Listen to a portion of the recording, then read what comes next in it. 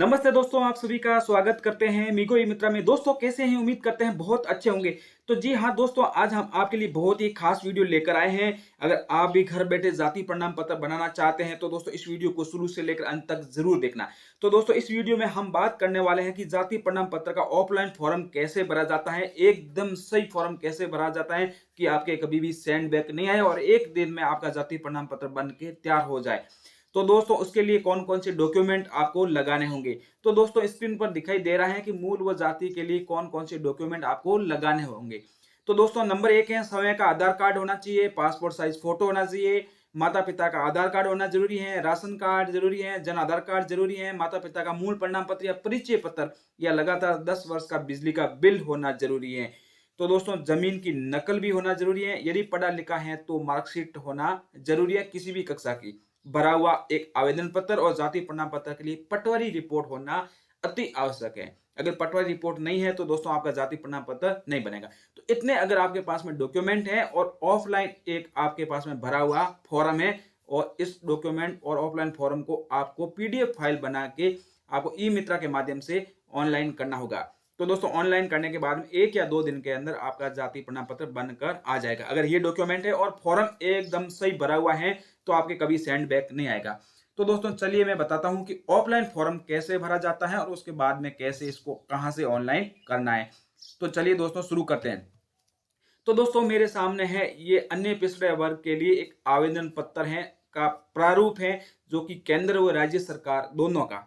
तो दोस्तों इसी माध्यम से आप मतलब केंद्र इस फॉर्म के माध्यम से आप केंद्र का भी बना सकते हैं, राज्य का भी बना सकते हैं। तो दोस्तों सबसे पहले आपको आवेदन के परिवार के मुखिया का जन आधार कार्ड यहाँ पे आपको डालना जरूरी है। तो यहाँ पे आपको क्या भरना है, जन आधार नंबर भरना है और फिर आवेदक का पूरा नाम यहाँ आपको हिंदी में भरना है। उसके बाद में आवेदक की जन्म तिथि भरनी है।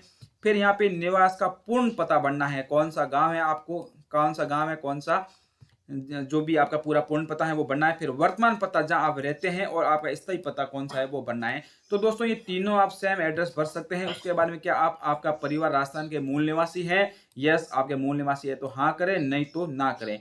अगर नहीं है तो यहाँ पे आवेदक का मूल राज्य का नाम लिखना है, फिर जिला तहसील और उसका पता लिखना है। और यहाँ पे आपको धर्म लिखना है, आपका कौन सा धर्म है, हिंदू मुस्लिम जो सिख ईसाई जो धर्म है आपको धर्म भरना है। और जाति में यहाँ लिखना है आपको अन्य पिछड़ा वर्ग। फिर उपजाति में आपकी कौन सी जाति है, जाट है, प्रजापति है या मोयला है या और भी कोई भी जाति है आपकी, जो सोनी है, ठीक है ना, और कलबी है, जो भी है। तो जाति में आपको अन्य पिछड़ा वर्ग भरना होता है और उपजाति में वो जाति कौन सी है आपकी वो आपको डालना है। और उपजीविका वर्ग क्या है आपकी, उपजीविका वर्ग क्या है, खेती है या कोई बिजनेस है तो आपको यहाँ पे भरना होगा। और 9 नंबर में आवेदन केंद्र अन्य पिछड़ा वर्ग के लिए या राज्य पिछड़ा वर्ग के लिए कर रहे हैं। अगर आप राज्य से कर रहे हैं तो राज्य पे टिक करें, अगर केंद्र पे कर केंद्र का बनाना चाहते हैं तो केंद्र पर टिक करें। तो आपको राज्य का बनाना चाहते हैं राज्य पे टिक करें। अन्य पिछड़ा वर्ग केंद्र राज्य सूची में जाति का क्रमांक या कोई जरूरी नहीं है, आप भर भी सकते हैं। आपको अगर क्रमांक याद है तो आप यहाँ पर भर सकते हैं। तो जाट के लिए यहाँ पर 28 भर सकते हैं। बाकी देखो आपकी कास्ट के कौन से क्रमांक है वो भर सकते हैं, बाकी यहाँ कोई अनिवार्य नहीं है, इसको खाली छोड़ सकते हैं। फिर आपको आवेदक के पिता का नाम भरना है, तो यहाँ पे आवेदक का पिता का नाम भरना है। फिर आवेदक के माता का यहाँ पे नाम भरना है, सब पूरा हिंदी में भरना है, कोई इंग्लिश में नहीं भरना है। फिर 13 नंबर में माता पिता का अगर आपको नाम ज्ञात नहीं है तो यहाँ पे लिखना है, नहीं तो यहाँ पे कुछ भी नहीं करना है, यहाँ पे टिक कर देना है। और आवेदक के पति का नाम, अगर आप शादीशुदा महिला हैं तो दोस्तों यहाँ पर आप आवेदक के पति का नाम लिख सकते हैं। और माता पिता की परिस्थिति क्या है, तो यहाँ पे मजदूर हैं या बिजनेसमैन हैं या गवर्नमेंट सर्वेंट हैं, जो भी हैं तो आपको यहाँ पे लिख लेना है। फिर अगला पेज आएगा इस तरीके से। अब यहाँ पर अगर गवर्नमेंट सर्वेंट हैं, अगर नौकरी है तो आप यहाँ पे पिता का संवैधानिक पद लिख सकते हैं, यहाँ पे पद का नाम और सरकारी सेवाएं किस में सरकारी सेवाएं दे रहे वो हैं।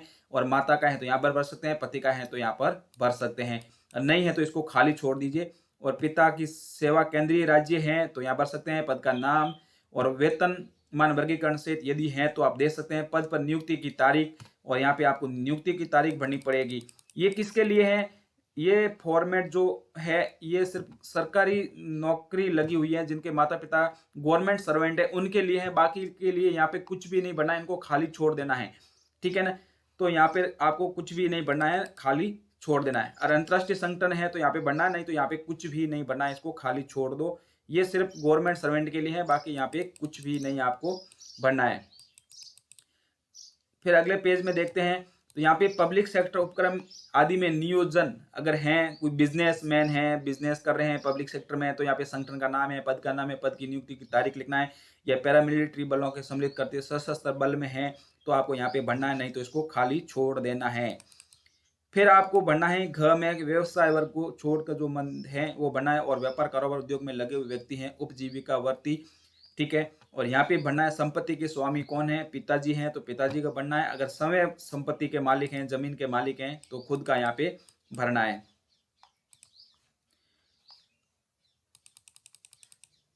फिर अगला है यहाँ पे कृषि जोते माता पिता और वयस्क बच्चों के स्वामित्व हैं। अध्ययन जोत का आकार, सिंचित भूमि का प्रकार, अगर आपकी जमीन जो सिंचित है या असिंचित है तो फिर आपको यहाँ पर भर लेना है। अगर सिंचित है तो सिंचित भर लो, और सिंचित भूमि का प्रकार क्या है, ट्यूबवेल है या फुहारा पद्धति है या नहर पद्धति है, तो आपको यहाँ पे भरना है, ठीक है।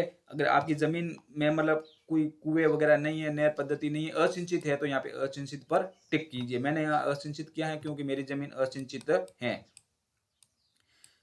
फिर यहाँ पे आपको इनको खाली छोड़ देना, आगे कुछ भी नहीं भरना है। फिर अगले पेज में आना है, और अगले पेज में यहाँ पे आपको यहाँ पे ये कुछ भी नहीं भरना है, इनको खाली छोड़ देना है। फिर आपको भरना है यहाँ पे आय, ब नंबर में भरना है, आय आपकी कितनी है वो यहाँ पे आय भर लेनी है, बाकी यहाँ पे उसको कुछ भी नहीं भरना है। फिर यहाँ पे आपको ये जो यहाँ पे टिक कर लेना, क्या करदाता है, नहीं है तो नहीं पे करें, नहीं तो हाँ करें, अगर आप कर देते हैं तो नहीं। और यहाँ पे भी क्या कर देना अधिनियम के अंतर्गत आता है, नहीं आता है तो यहाँ पे नहीं पे टिक करें। और फिर आपको क्या करना है, यहाँ पर आपके हस्ताक्षर कर लेने हैं, और यहाँ पे आप स्थान लिख लेना है, और यहाँ पे तारीख आपको लिख लेना है। फिर नेक्स्ट पेज में आना है। नेक्स्ट पेज में ये जो फॉर्मेट रहेगा, ये मतलब शपथ पत्र, सॉरी इसका शपथ पत्र और गवाह का रहेगा, उत्तराधिकारी।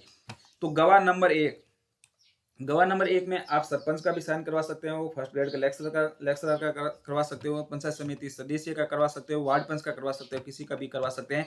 तो यहाँ पे जो भी गवाह होगा वो अपना नाम और उनके पिता का नाम और उनका निवासी कौन सा विभाग है और पद कौन सा वो भरेंगे, और यहाँ पे आपका प्रार्थी का नाम भरना है, पिता का नाम और निवासी, यहाँ पे जाति भरनी है, और यहाँ पे प्रथम गवाह मतलब उत्तरदायी व्यक्ति होगा वो यहाँ अपना हस्ताक्षर करेगा। और फिर है द्वितीय गवाह। द्वितीय गवाह में भी आप सरपंच का करवा सकते हो, और फर्स्ट गवाह में आप अध्यापक या किसी भी का भी 2 मतलब गवाहों के आपको साइन करवाने होंगे। और उसके बाद में आपको ये शपथ पत्र है, ये खुद के नाम का बनना है, और यहाँ पे नाम और पिता का नाम, निवासी, गांव कौन सा है, तहसील और जिला भर के आपको यहाँ पे हस्ताक्षर कर लेने हैं। और यहाँ पे आपको ओबीसी कास्ट भर लेना है, बाकी इसमें कुछ भी नहीं करना है। जो मैंने ये फॉर्म भरा है वैसे वैसे आपको फॉर्म भरना है, तो आपका कभी भी जाति पर सेंड बैक नहीं आएगा, 1-2 दिन में आपका अप्रूव हो जाएगा। फिर अगला जो फॉर्मेट है ये पटवारी का है, ये जरूरी है दोस्तों। अगर आप ये पटवारी के साइन नहीं करवाएंगे तो आपका जाति प्रमाण पत्र नहीं बनेगा। यहाँ पे नाम लिखना है, और यहाँ पे आपका खुद का नाम, और यहाँ पे पिताजी का नाम, और यहाँ पे निवासी, और यहाँ पे आपकी कौन सी कास्ट है, और यहाँ पे आपको राशन कार्ड नंबर लिख लेना है, और यहाँ पे आपको पटवारी के साइन करवाने हैं। तो यहाँ पे पटवारी साइन कर देगा, सील साइन कर देगा। इसके बाद में आपको इसको फॉर्म को पीडीएफ फाइल बना लेना है, और पीडीएफ फाइल बना के, और एक फॉर्म की पीडीएफ फाइल बनानी है, और एक आपको डॉक्यूमेंट की पीडीएफ फाइल बनानी है। जितने भी डॉक्यूमेंट मैंने बताए उनकी पीडीएफ फाइल बनानी है, और एक आपको इस शपथ पत्र की जो कि एफिडेविट है इसकी एक आपको पीडीएफ फाइल बनानी है। और ये तीनों पीडीएफ फाइल बनाने के बाद में आपको ई मित्रा पर लॉगिन होना है, और ई मित्रा में लॉगिन होने के बाद में आपको ये अन्य पिछड़ा वर्ग के लिए जाति प्रमाण पत्र को ऑनलाइन करना है। तो दोस्तों इस तरीके से आप जाति प्रमाण पत्र बना सकते हैं। जाति प्रमाण पत्र का ऑफलाइन फॉर्म डाउनलोड करने के लिए मैंने वीडियो के नीचे लिंक दे दिया है, वहां से भी आप जाति प्रमाण पत्र का अन्य पिछड़ा वर्ग के लिए ऑफलाइन फॉर्म डाउनलोड करके इसको भर के आप अपना जाति प्रमाण पत्र बना सकते हैं। तो दोस्तों वीडियो अच्छी लगी तो वीडियो को लाइक और शेयर जरूर कर देना। फिर मिलते हैं अगले वीडियो में, तब तक के लिए टेक केयर। और आपका कोई भी सवाल है तो दोस्तों कमेंट बॉक्स में हमें कमेंट कर सकते हैं, और अधिक जानकारी के लिए हमारी वेबसाइट migo24.com पर आप सर्च कर सकते हैं। थैंक यू दोस्तों, फिर मिलते हैं अगले वीडियो में, तब के लिए टेक केयर, बाय बाय।